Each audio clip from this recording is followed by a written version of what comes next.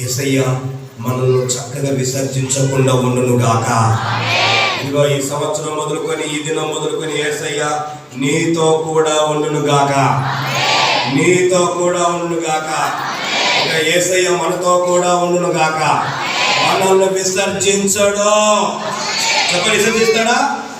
ఆయన విసర్జిస్తే మన జీవితంలో జరిగే దారుణమైన విషయాలండి, దారుణమైన విషయాలు. సంసోనుకు దేవుని ఆత్మ పనిచేస్తుందండి, కానీ తన జీవితంలో లోకపరంగా అడుగుపెట్టాడు. దేవుని విసర్జించాడండి. దేవుని విసర్జించిన వెంటనే తన మనిషి జీవితంలో చూశాడండి, లోకమనే పాపంలో కలిసిపోయాడండి. 2 కళ్ళల్లో అలా పొడి చేశారండి. అవమానకరంగా జీవితం మారిపోయిందండి. అపహాసం చేస్తున్నారండి. ఇదంతా ఎలా జరుగుతుందంటే దేవుడు విసర్జించిన అనుభవం. కానీ మన దేవునికి ఉన్న వాస్తవ్యత ఏంటంటే, సేవకుడు నేనైనా కావచ్చు, విశ్వాసులు మీరైనా కావచ్చు, నా దేవుడు విసర్జించకుండా ఉండును గాక. నిజంగా కొన్ని సందర్భాల్లో నేను చేసే తప్పులైనా, మీరు చేసే తప్పులైనా యేసయ్యకి అన్నీ తెలుసండి. పొరపాటున దేవుడు మర్చిపోడండి. కానీ ఎందుకో అవన్నీ విడిచిపెట్టి మిమ్మల్ని విసర్జించకుండా ఆయన పట్టణానికి చేర్చాలని, ఆయన రాజ్యానికి చేర్చాలని ఆయన ఉద్దేశం కలిగి ఉన్నాడు, ఆయన ప్రణాళిక కలిగి ఉన్నాడు. ఆయన మనల్ని విసర్జించకుండా ఎంత చక్కటి అనుభవాలతో మనతో ఆ మాట చూడండి. మీరు అక్కడ 18వ వాక్యం చదువుకున్నాక, వారు 18వ వాక్యం 9వ అధ్యాయం 18వ వాక్యం నెహెమ్యా గ్రంథం. ఏంటక్క అప్పుడే మర్చిపోలేదు. ఒక పోత దూడలు చేసుకొని ఐగుప్తుల నుండి మమ్మల్ని రప్పించిన దేవుడు ఇదే అని చెప్పి నీకు బహు విసుగు పుట్టించినను,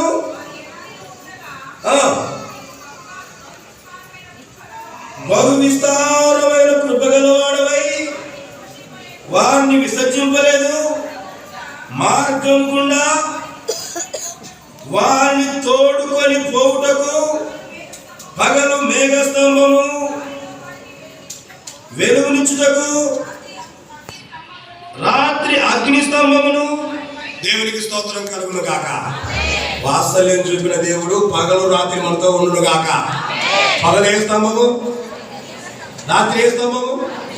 ఇప్పుడు రాత్రి అగ్నిస్తంభంగా ఉండబోతున్నాడు. ఏంటంటే పగలు మేఘస్తంభం, విసర్జించని దేవుడు మనతో కూడా ఉండును గాక. ఆయన పగలు మీకు ఎక్కడున్న మేఘస్తంభంగా ఉండును గాక, రాత్రి అగ్నిస్తంభంగా ఉండును గాక. విసర్జించకపోతే ఎన్ని ఇబ్బందులైనా మనతో కూడా యేసయ్య ఉండును గాక. యేసయ్య నిజంగా మన జీవితంలో ఇంకైపోయింది, కుటుంబం నాశనం, ఏమీ లేదు అనుకుంటావా? యేసయ్య విసర్జించకుండా కుటుంబం లేవనెత్తును గాక, యేసయ్య బలపరచును గాక. అలాగే ఏబు జీవితం అయిపోయింది, కుటుంబం సంగతి అయిపోయింది, సర్వనాశనం. ఎందరో రకరకాలుగా అనుకున్నారు. కానీ ఏబు జీవితంలో అధికముగా దేవుడు ఆశీర్వదించాడు, 200గా ఆశీర్వదించాడు. అదే వాక్యం 20 వాక్యం చదవండి. అక్కడే 20 వాక్యం. వారికి బోధించుటకు దయచేసి నీవిచ్చిన మన్నాను ఇవ్వక మానలేదు, దాహములకు నిజంగా అరణ్యములో ఏమి తక్కువ కాకుండా 40 సంవత్సరములు వారిని పోషించితివి. పాతగిలిపోలేదు, కాళ్ళు వాపు రాలేదు. దేవునికి మహిమ కలుగును గాక. ఇప్పుడు యేసయ్య విసర్జించకుండా మనతో కూడా ఉండును గాక. ఉన్న దేవుడు ఏం చేస్తున్నాడు? ఏంటంటే మన్నాను కురిపించబోతున్నాడు. మనం అనుదినము యేసయ్య ఇచ్చిన మన్నా తింటూనే ఉన్నాం. తిన్న వాళ్ళ తల్లి చెప్పండి. ఇక ఈ రోజు మొదలుకొని మన్నా ఇవ్వకుండా యేసయ్య మాననే. మీరు అప్పుడప్పుడు చూడండి, పంటలన్నీ కొట్టుకెళ్ళిపోయినాయి అంటారు, వింటారండి. కానీ మనకి ఏ రోజున భోజనం తక్కువ అవుతుందా? చెప్పండి, తక్కువ అవుతుందా? ఏదో చూస్తున్నారంటే తక్కువ అవుతుందా? ఎప్పుడైనా ఇబ్బంది పడుతున్నావా? కొట్టలు లేకుండా పోతున్నాయా? దేవుడు మనకు అనుదినము మన్న దయచేయును గాక. మన్న ఇవ్వకుండా నేను మాననే, అరణ్యంలో మీకు ఏమి తక్కువ కాకుండా మిమ్మల్ని నేను పోషిస్తాను. మీ బట్టలు పాతగిలి పోవు, మీ కాలు వాయనే వాయు. ఇప్పుడు మీరు చూడండి, గంట సేపులో కూర్చున్నా కూడా మీ కాలు వాయు. ఆమె చెప్పండి, వాస్తాయా? మా కాలు వాస్తాయని చెప్పండి. చూసారా? కొంతమంది అయితే ఈ కాలుతో మడత పెట్టి, ఈ కాలుతో మడత పెట్టి, అందుకే ఇందాక జరగమంటే జరుగు. కారణం ఏంటంటే ఏం వాస్తాయని? ఇక వాయు మా కాలు, ఇక హాస్పిటల్ పోవాల్సిన అవసరం లేదమ్మా. యేసయ్య వాస్తవం చూపబోతున్నాడయ్యా. నీకు నొప్పులు ఉండవయ్యా, యేసు నామములు తొలగిపోవును గాక. నీ కాళ్ళ నొప్పులు పోవును గాక. ఏ మాత్రం పాతగిలిపోయే అనుభవం లేనే, మన్నాతో పోషించును గాక. వాత్సల్యము చూపును గాక. అరణ్యములకి అక్కడ నీకు తోడై ఉండును గాక. వాత్సల్యము చూపించే దేవుడు ఎక్కడైనా ఉండును గాక. మనం అనుకుంటున్నాము కాళ్ళ నొప్పులు ఉన్నాయి, నడుము నొప్పులు ఉన్నాయి, ఆ నొప్పులు ఉన్నాయి. యేసు నామములో తొలగిపోవును గాక. అది విడుదలైపోవును గాక. చెప్తున్న షుగర్, బీపీ యేసు నామములో వెళ్ళిపోవును గాక. నువ్వు చేపెట్టి నా వైపు చెప్పండి. నాకు షుగర్ బీపీ ఉందనే కదా. యేసు నామములో నార్మల్ వచ్చును గాక. యేసు నామములో నార్మల్ వచ్చును గాక. ఒక వ్యక్తి ఎప్పుడు ప్రార్థన చేసి ఇంకొచ్చాడు, అన్న షుగర్తో బాధపడుతున్నాను, ప్రార్థన చేయండి అన్న అన్నాడు. ఎంతండి షుగర్ అన్న? ఎంతన్నాడు? మనకంటే అనుకునే మనుషులో అనుకుని సరేనా, యేసు నామములో షుగర్ వెళ్ళిపోవును గాక. నార్మల్ అది అన్నానంటే ఆయన అంటే నాతో, అన్నా ఆ రోజు ప్రార్థన చేశారు, నాకు షుగరే లేదన్నా. మీ పట్ల కూడా యేసయ్య చేయును గాక. వాస్తవం చూపేది ఏదైనా యేసయ్యనా. ఇది గుర్తు పెట్టుకోవాలి. మనుషుడు కాలే మీ మీద ఏం చూపబోతున్నాడు యేసయ్య? వాత్సల్యము చూపబోతున్నాడు. ఇక మన బలహీనతలు ఏవి కూడా ఉండవు. యేసయ్య మనల్ని స్వస్థపరచును గాక. యేసయ్య మనకు అద్భుతం జరిగించును గాక.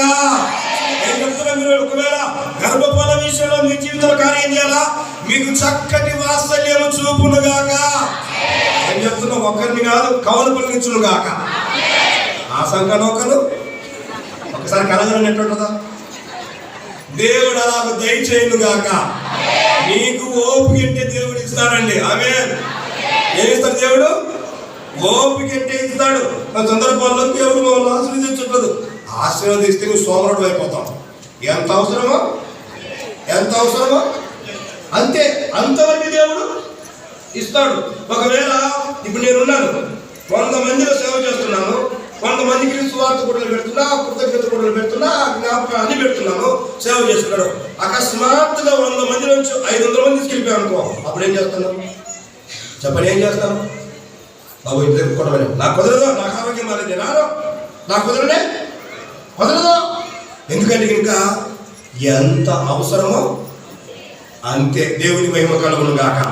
మనం అనుకుంటాము అట్లంటే బాగుంది, ఇట్లంటే బాగుంది. మనల్ని ఉంచిన స్థితిలోనే యేసయ్య మనల్ని ఉంచును గాక. మన పట్ల దేవుని సంకల్పం, వాత్సల్యం దేవుడు చూపును గాక. నేను చెప్తున్నా సేవకుడుగా, గతంలో మీ జీవితంలో అదిగో 2 మెట్లు ఉంటే 4 మెట్లు చేయను గాక. 4 మెట్లు ఉంటే 6 మెట్లు చేయను గాక. ఎంతమందికి విశ్వాసం ఉంది? ఎంతమందికి విశ్వాసం ఉంది? హల్లెలూయా, హల్లెలూయా. మీ లెక్క కొందరికి విశ్వాసం ఉండదండి.